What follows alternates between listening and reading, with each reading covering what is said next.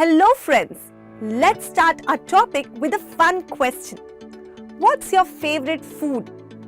I'm sure everyone has a different answer. Some of you might love pizza with extra cheese.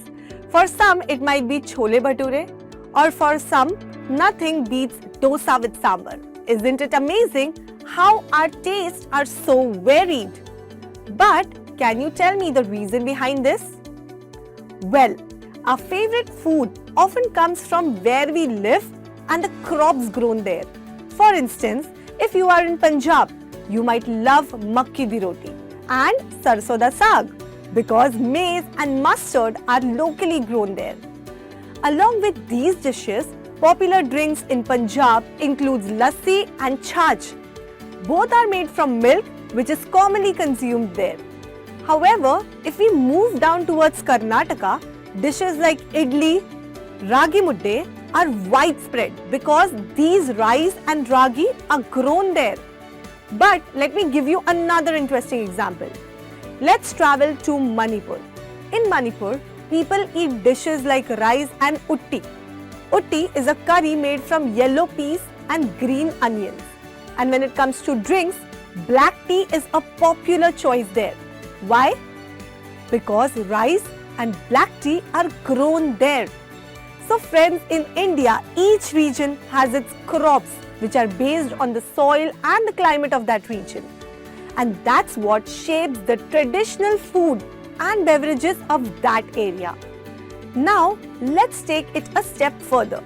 Apart from food choices, the way we prepare our food also varies.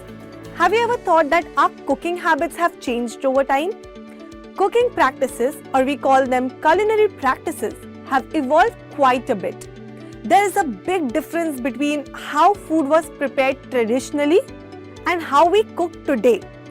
For instance, you might have seen in old movies that most cooking was done using a chulha. Chulha is a type of stove that uses firewood. In today's time, chulha is also used in villages for traditional cooking.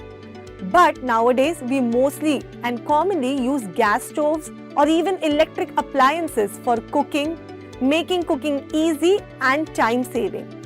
If you remember, our grandmothers used silbatta for grinding spices of grains. There, everything was grounded manually. But in today's time, we have electric grinders that make the process much quicker and easier. These changes happened because of advances in technology, better transportation, and improved communication. So, not only do we have different food choices based on where we live, but our cooking styles have changed too.